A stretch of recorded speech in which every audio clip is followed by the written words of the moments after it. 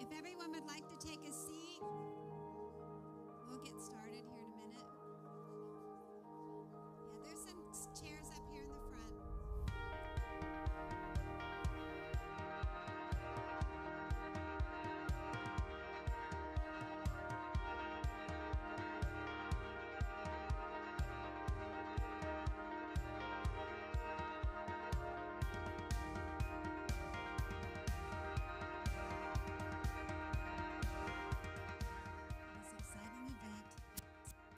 Groundbreaking ceremony to build a new hospital wing. Today is a big day for our patients, our medical staff and employees, our schools, our businesses, our region, and our state. We are excited to begin construction of a modern new wing that will aid our staff in providing quality care to the community we so proudly serve. I'd like to recognize some special people and groups who have joined us today. Please wave your hand when I mention your name or group, and we'll hold the applause to the end. Our West Virginia Senators, Amy Grady, Eric Tarr, Richard Lindsay.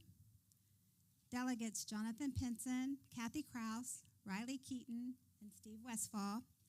Our Jackson County Commissioners, Dick Waybright and Mitch Morrison. Ripley Mayor, Carolyn Rader, and council members. Ravenswood Mayor Josh Miller and City Council members. Our community law enforcement, Sheriff Ross Mellinger, Brad Anderson, Chief, and Chief Lance Morrison. Our local health and education partners, our regional healthcare partners, particularly Camden Clark Medical Center, who is also our extended family here in our region, our CEO, Steve Altmiller, and the Camden team, as well as CEO for Wetzel, Sean Smith. Welcome our WVU Medicine Enterprise and Leadership Team, David Jager of HED and Mike Phillips, who led the architect and design of the new wing, Stephen Massaro of Massaro Corporation, our general contractor, and his team, Tim Jones and Terry Pater. Our WVU Medicine Planning and Design Construction team was Jeff Gelniak and Jim Snyder. And two of our board members were really highly involved in that, and that is Luke Hunter and Mike Kasdorf. Some of our partners in business here today include banking, schools, ministerial association, accounting, medical providers. We welcome all of you to this event today. But I also want to recognize a team that I think is probably most excited and integral to providing great care to this project will be for is our Jackson General Hospital Board of Directors. If you want to wave your hand. They gave the vision and local approval for our new hospital wing. Our Jackson General Hospital auxiliary volunteers, who true to their cause, as soon as they heard we were having a groundbreaking, they wanted to know how they could help, and they'll be serving refreshments today. Our Jackson General Hospital Foundation board members, and that includes the foundation fundraising activities. They host all of those activities throughout the year and are now in a capital fundraising campaign. And already we have 4 pledges. Those are Hunting Heroes, Terry Ranson, 2 auxiliary members, Margaret Eldridge and the late Barbara Flynn. I want to welcome our Jackson General Hospital Advisory Committee. And last but certainly not least, our Jackson General Hospital and our wonderful employees. So give a big applause.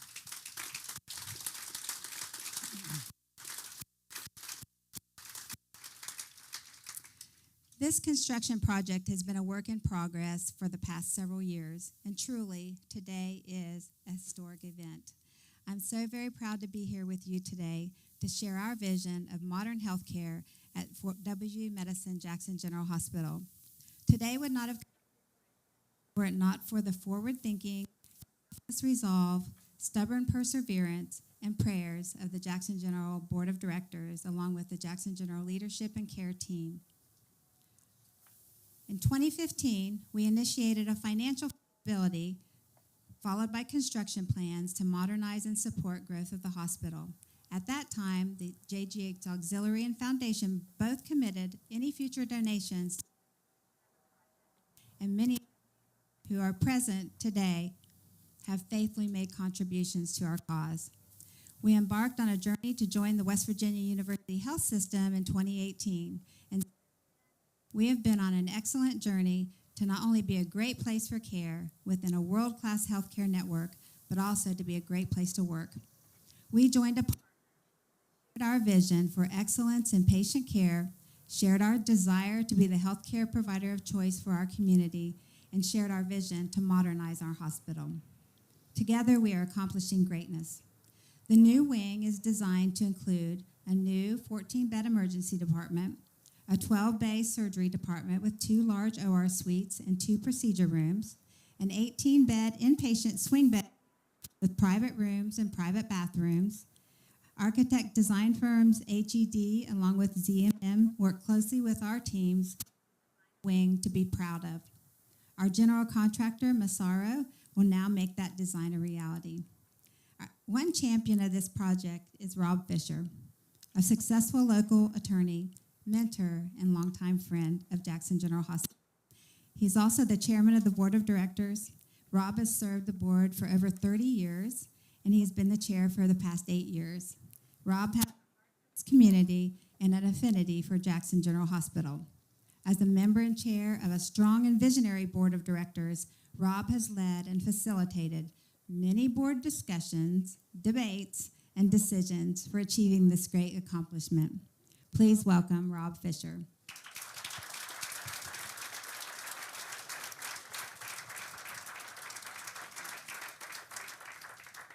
Thank you. Which works better, this microphone, or does this work better? Mic works better? Okay. So thank you all for being here. Of course, we're so appreciative. And I was not ready for this many people. They told me about a half a dozen would show up. So nevertheless, they also told me something I really hate to tell you. They told me I only have 3 to 5 minutes, which for me is not really possible. But it did get me to thinking about the number 3. I started thinking about the power of 3. So everything I say to you today, I'm going to say is about 3. So I'm going to divide my comments into 3 sections. Number 1, an opening antidote, relevant to the subject.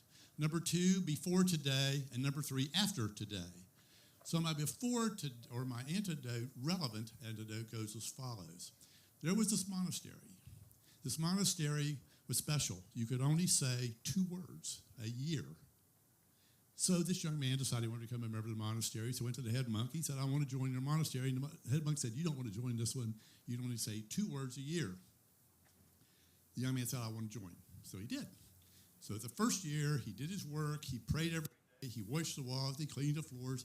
At the end of the first year, he went to the head monk. And the head monk said, well, you've been here a year. Say your 2 words. His 2 words were hard bed. I said, fine, you said 2 words. You could leave now. So he went back to his room. He spent the next year cooking, cleaning, washing the walls, the floors, saying his prayers, always his prayers, and the second year passed. So he goes into the head monk and he says, the second year's passed. You can now say 2 more words. He said, cold food. So left the room, went back to his room, spent the next year cooking, cleaning, and of course praying. The third year passed. Remember 3s is my thing going on here? So the third year passed. He went into the head monk and he said, you've been here 3 years. What's your 2 words for this year? He said, I quit. The head monk goes, well, that's great because all you've done since you've been here is complain. So where am I going with that? We are sitting here today. We're sitting here today because of one complaint. We were having a department heads meeting with the board. It was a retreat, and we're just talking around of what's going on with the hospital. And it became apparent that our emergency department needed help. We did not have enough beds. We did not have enough room. We're averaging over 100 visits a month right now. I mean, that's impressive. So the board and the management team, senior management team, started looking at what we could do. Now, this board, I'm telling you, is beyond belief. For a small town hospital, they think way outside the box. We didn't talk 5-year plan. We didn't talk 10-year plan. We talked 50-year plan. And we came up with three goals. Number 1, we wanted to make sure we had a steady stream of providers. Small town hospitals always have a provider problem. Number 2, we wanted to make sure we were financially stable. Would we be here for another 50 years? Can we financially make it for another 50 years? And number 3, last but not least, our facility was shot. Our favorite saying was, we were held together with bubble gum and Band-Aids. And we were. Jeff Tabor's job every month to tell us was what was breaking next. We were always fixing something. So then we got busy and we started coming up with a plan of how to solve this. And our plan became a merger with WVU Medicine. That's the before today. This is the after today. So what is the after today? We have successfully now have a program in place where we have providers. People want to work here. The providers want to work here. We don't have to go looking for people to fill in the spaces. They come to us now because they know we're stable. They know we're going to stay here. We have financial stability. Obviously, when you're part of the system, you have financial stability. However, that financial stability may come at a cost. But in this case, it did not come at a cost because the cost would have been, do we lose our values? Do we lose our trust? And will they treat us as equals? We found in very short order that being part of WVU Medicine, we trusted each other. When they said something, they did it. When we said something, we did it. We trusted each other. We found out we had the same values. Even though they're a multi-billion-dollar business, they have the small-town values we have. They found out very quickly that Jackson General Hospital is an institution. It is an institution of Jackson County we cannot live without. And they figured that out really fast and joined with us. And last but not least, usually in a merger, there's a winner and a loser. There were no losers in this merger. They have treated us as equals throughout this entire process. They have valued our opinion. They have looked to us for advice. We have looked to them for advice. And it has been, in my eyes, a merger of equals. So, what's number 3 of after? That piece of ground over there. Today, we're going to put some shovels in that ground, And we're going to start putting on this new wing to the tune of $30 million plus bucks. This is really a big deal for Jackson County. This guarantees there's a hospital in 50 years, which is what everybody in this room wants to see happen for Jackson County, for this region, not just for Ripley, not for Ravenswood, Jackson County, and this region. So my 3 points were, and I've gone through them now, we can now say that this has met our expectations. Everything we asked for, everything we've wanted, we have all got today. Now, I know I'm over 3 minutes. I know I've got to be over 3 minutes. I cannot leave this podium without telling you, if you would have the time to thank several groups of people. Number one, our employees, who we cannot do this without. Absolutely.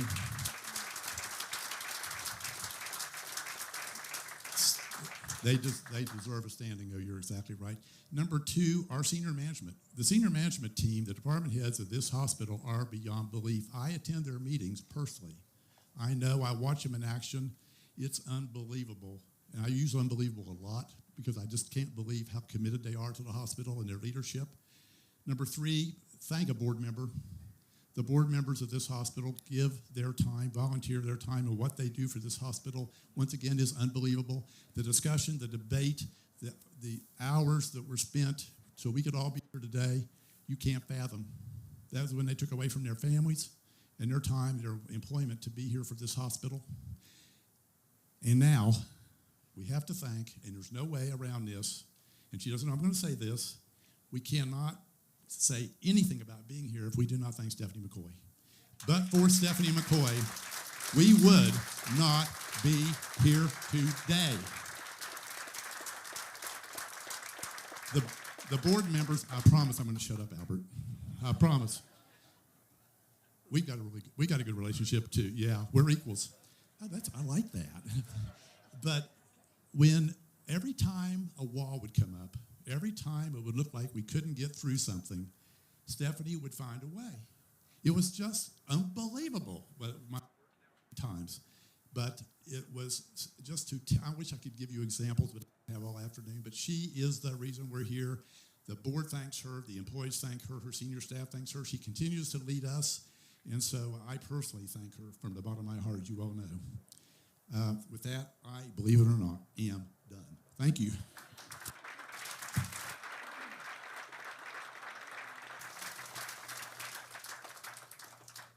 Thanks, Rob. He's very kind, but it's a team effort. This is no one individual. This has been a broad team of people, and everyone here is part of that. Okay. Well, in small communities, physicians are often connected with the personal lives and activities of the employees they work with and of the patients they take care of. Their day often doesn't end with a time clock or by a schedule. Their work is more than just a job or a career. It's a mission to serve others. We are blessed to have that kind of relationship with our physicians and providers, and our Chief of Staff, Dr. Carl Overmiller, is at the helm of that talented group. Dr. Overmiller is a board-certified general surgeon who has been with Jackson General Hospital since January of 2010. Dr. Overmiller proudly served in the military, and he continues to faithfully serve patients from Jackson and surrounding communities here today. Dr. Overmiller and the OR team were very instrumental in the design of the new surgery department. Please welcome Dr. Overmiller.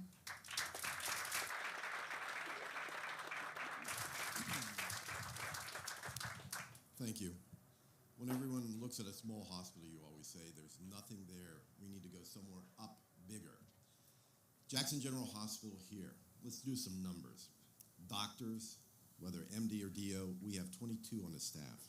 Advanced care providers, that includes physician assistants, nurse practitioners, certified nurse anesthetists, we have 24. We have one podiatrist, one chiropractor, physical therapists, we have 6 with 3 physical therapist assistants. We have 1 speech therapist. We have 4 pharmacists and 1 dietitian. That's a lot of numbers for a small hospital. That doesn't include all the nursing staff, all the IT, security, dietary, housekeeping, everybody else that supports this. And our goal here is not a job. Our goal is to provide care to the people around us. And we try to treat everybody here as part of the family. One of our responsibilities is teaching. We are teachers here. We have medical students that rotate from WVU, Marshall, West Virginia School of Osteopathic Medicine, and other medical schools. We support physical therapists that come here for clinical rotations. We have PAs from Charleston and Parkersburg, Marietta area coming down. We have surgical techs that do part of their training here from Parkersburg. We have nursing students from Rhone that come over here.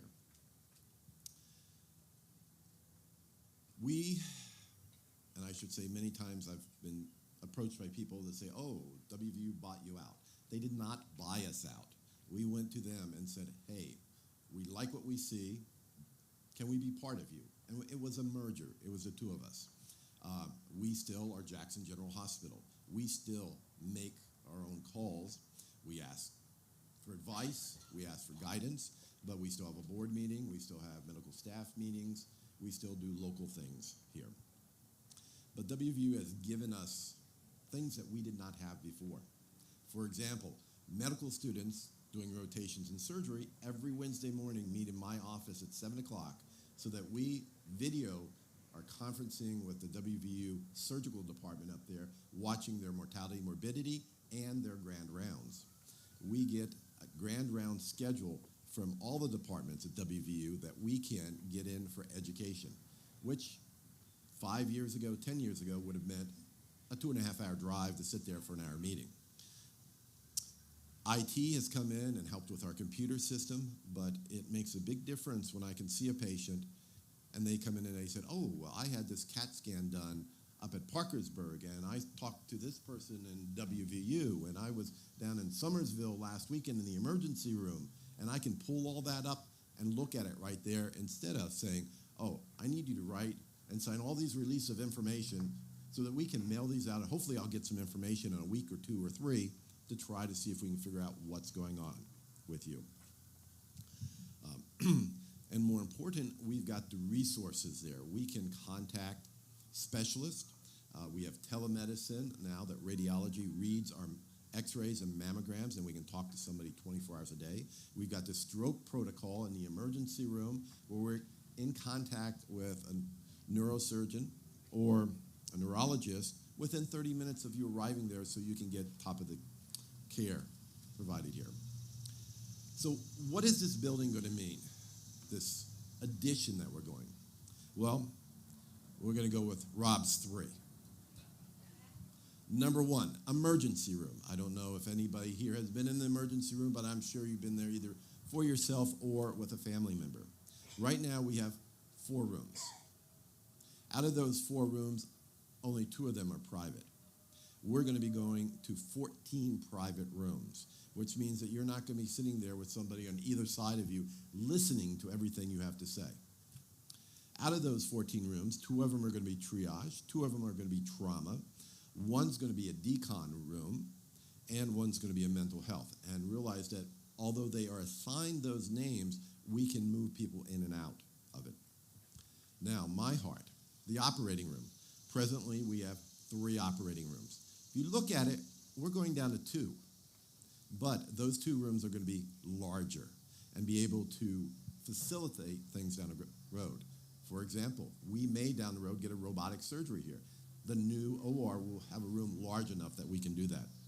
We're also going to have 2 procedures rooms, which will allow us to do the endoscopies that we do, our pain injections, and have it set up for other things that may come down the road that need to be done in an operating room or sterile procedure area than what we can do outside. Our post-op and pre-op area is going to be expanded, having 12 rooms, which will be private instead of just having a ward of people lined up right next to each other. Now, when we move up to the floor, if we go in the back of the hospital right now, we have 13 rooms. Half of those rooms share the same bathroom. So 4 people are sharing the same bathroom, and the majority of those rooms have 2 people. We're going to be going to 18 private rooms with their own bathroom individualized. For those rooms, we can upgrade to a critical care status if that patient needs additional monitoring.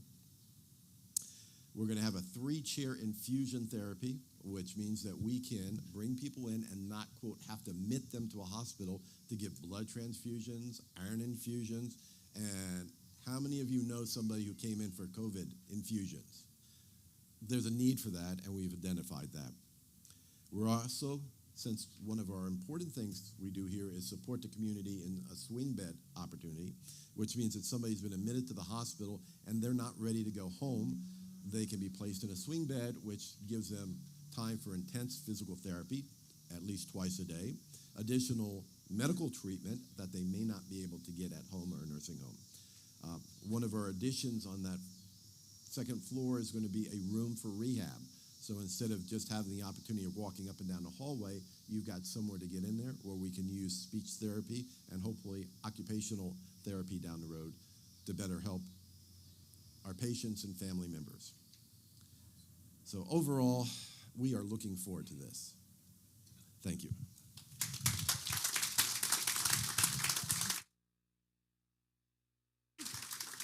Thank you, Dr. Overmiller. Okay.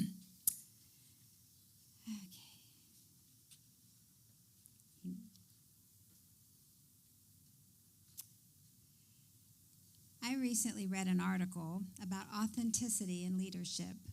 It expounded on how integrity and character is an imperative to leading people. I would argue that authenticity is imperative to good character and important to all relationships, but especially when serving people. If I had to select just one word to describe our next speaker, I would say authentic. Albert L. Wright, Jr. is the president and CEO of the West Virginia University Health System, which we fondly call WVU Medicine. Albert has successfully led a fundamental transformation of the health system, growing it to a network of 22 member and non-member managed hospitals, while significantly increasing specialty and subspecialty care in areas such as cancer, heart and vascular, neuroscience, among others. We would not be standing here today were it not for the character, integrity, commitment, and support of Albert Wright, the Health System Board of Directors, and our WVU Medicine partners. 4 years ago, as we entered into a management agreement to join WVU Medicine, Albert committed to modernizing our hospital in Ripley, and true to his authenticity, he's helping us make it happen. I'm so very pleased for him to be here today in this celebration. Please join me in welcoming Albert Wright.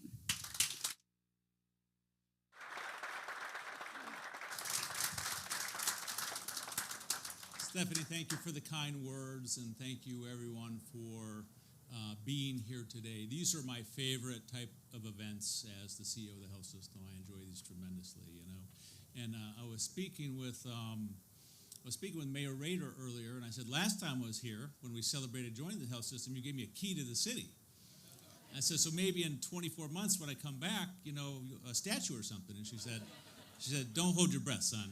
So I'm not sure that's going to happen. But anyways, it's great to be here, and these are fun days and good partnerships. And you can always tell when you have good alignment in a partnership when unscripted, people like Rob and the good doctor and Stephanie all get up and say the exact same things that I always say. So you're going to hear me repeat a lot of those things, but I think we believe, what we say and what we do. So, a lot of times people ask me, as we've grown the last few years, people ask me, what's it like when you're choosing partners or working through those types of processes? And I tell them it's like playing a game of Love It or List It. Has anybody ever watched Love It or List It on HGTV? All right, guys, get your hands up. Is it working? Okay. Love It or List It? Okay, so for those of you that don't know, Love It or List It is a show on HGTV, right? And it's about a couple, usually a married couple, and they live in a house, and they can't decide. One of the couple wants to fix up the house, love it and renovate it. And the other one wants to list it, and move, right? And, And so they've got to figure out, and they bring in a construction person and a realtor to help them decide, are you going to love it or are you going to list it? And the first thing they do, for each couple or each member of the couple, they'll ask, what are your must-haves, right? So the must-haves might be, the guy that wants to keep his house maybe says, I need a first-floor bedroom, or I need a bigger garage, or I need laundry on the first floor, and the person that wants to list it says, I need to be either closer to work, or I need to be able to, or I want more acreage, or whatever the case may be. So you go through your must-haves. Make sense? That's kind of what it's like. So, I come into these relationships with our must-haves, and what do we need as a healthcare system? We need you to use our electronic medical record. We got board structures, things like that. And what you heard from Stephanie and Rob and others today are really what were the must-haves that Jackson General had, right? They needed to make sure that we grew jobs and clinical services in this community. They needed to make sure they were going to continue to have a voice in a bigger system. And the third one, and this was a real big one for them, is they said, Albert, if we are going to have exceptional care here like you talk about, and like we want to have, we have to have a facility to match it, right? So today, we're here to fulfill one of those must-haves to celebrate the groundbreaking of a facility that's going to be here for the next 50 years. So that's pretty cool to see those things come to fruition,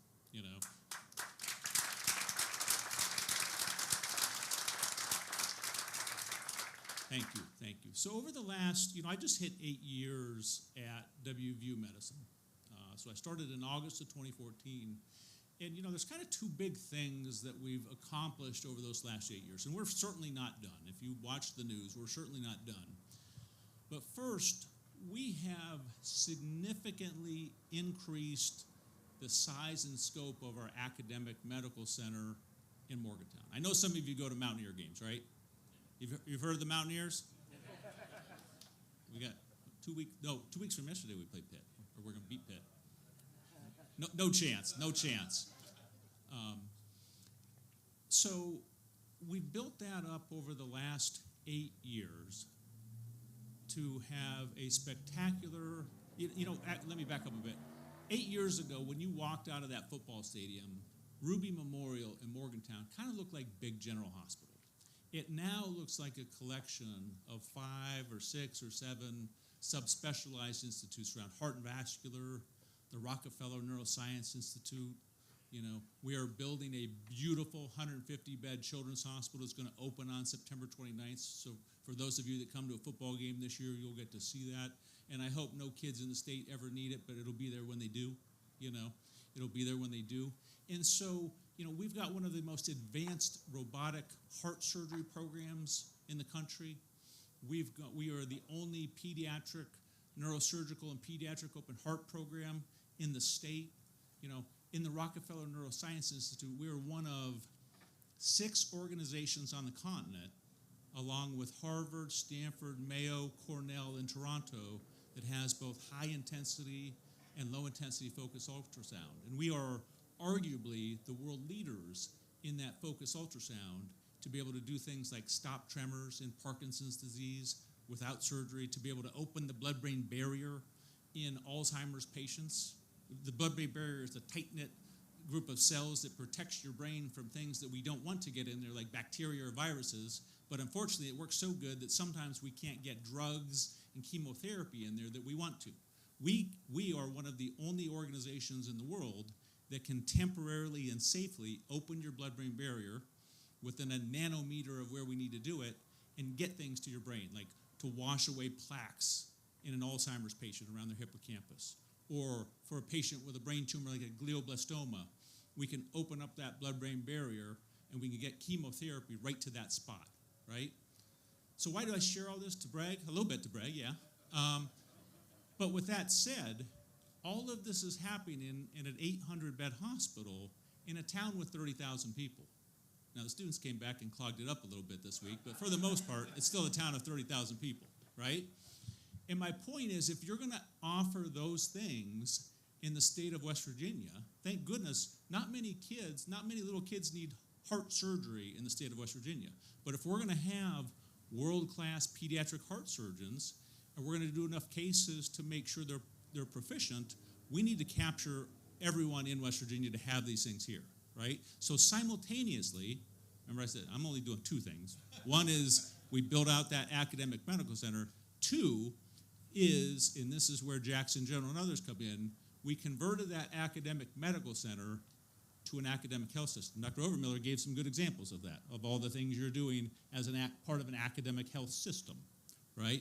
So what we've been doing deliberately and methodically over the last 8 years is partnering with community hospitals all around the state to create a population health footprint that allows us to simultaneously stabilize healthcare in local communities, hopefully improve healthcare in those local communities, and build that network that's all interoperable. We heard about that on that electronic medical record, so that wherever you go, in any WVU medicine physician clinic, urgent care, small hospital, medium hospital, big hospital, your records, your labs, your prescriptions, your images, your prescriptions, or whatever I said, physician progress notes, they all follow you everywhere you go, right? Which creates safer care, because at handoffs, or sometimes when bad things happen, we got safer care, we've got more coordinated care, and we got more efficient care because we don't duplicate things, right? So this is a great example of how we've done that. And we now have a network that goes from Wheeling to Princeton, from Martinsburg to Parkersburg and everywhere in between. And Stephanie's got a group of teammates in her other CEOs from Parkersburg, and you probably saw we're moving into Charleston at Thomas Health System, that I believe in time, our mission at WVU Medicine is to improve the health trajectory of the state of West Virginia, and hopefully lower costs and improve outcomes and access while we do that. So thrilled to be here today. Rob and the board of directors, thank you for your leadership. Stephanie, you are one of my best friends. I love working with you. Thank you, everyone, for being here today.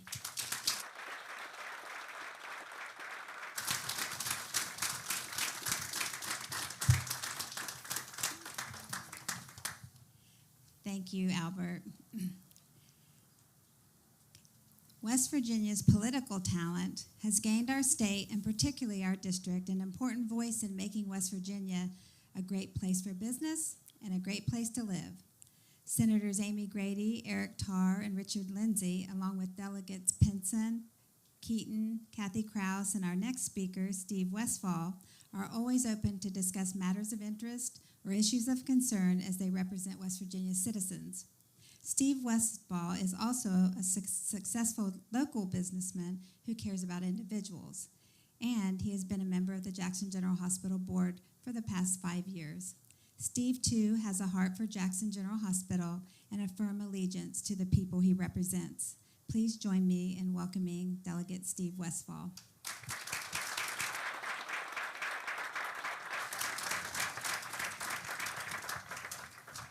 Thank you, Stephanie. First, I want to thank Albert for coming today. It shows that WVU Medicine is involved with this, as they should be. I see some of my current delegates and senators out there. Thank you for coming to this big day for Jackson General Hospital.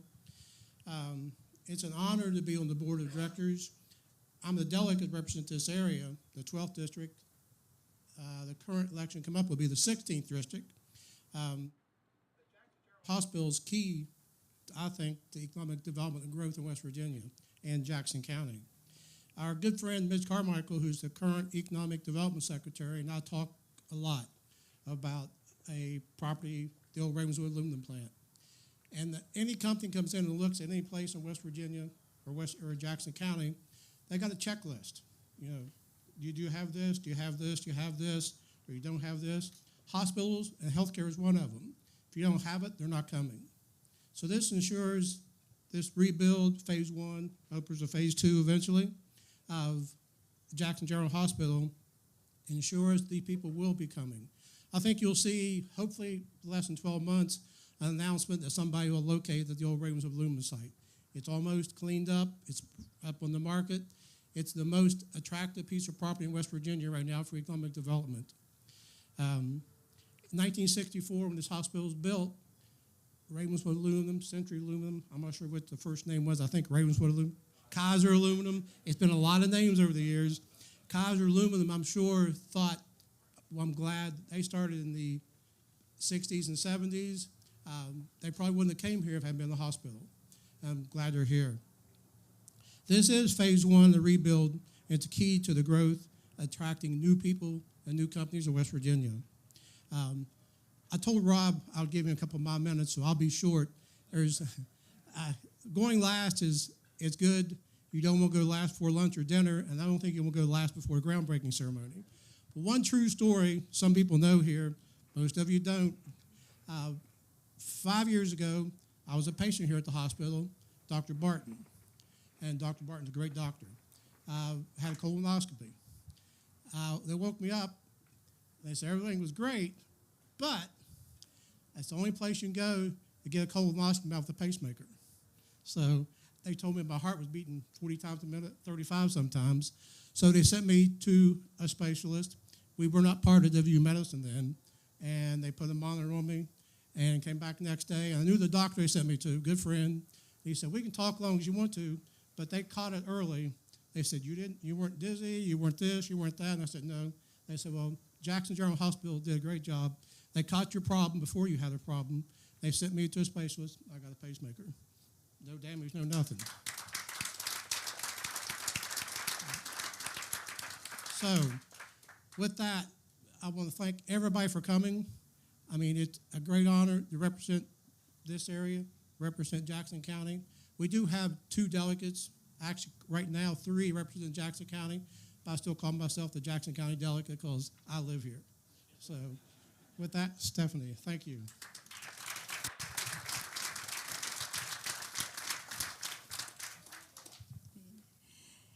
Thank you, Steve. In closing, I want to thank each of you for joining us today. We appreciate your continued support of WVU Medicine Jackson General Hospital. To our patients, thank you for choosing WVU Medicine.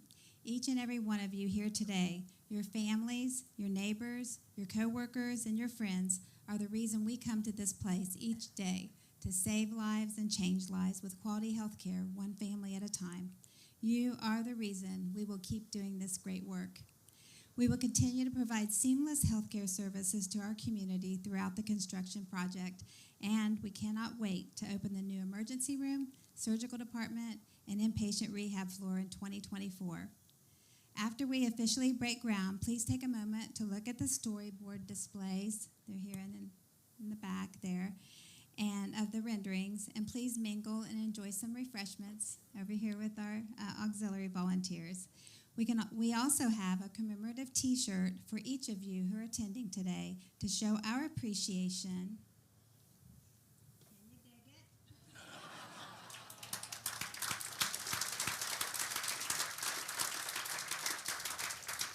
it?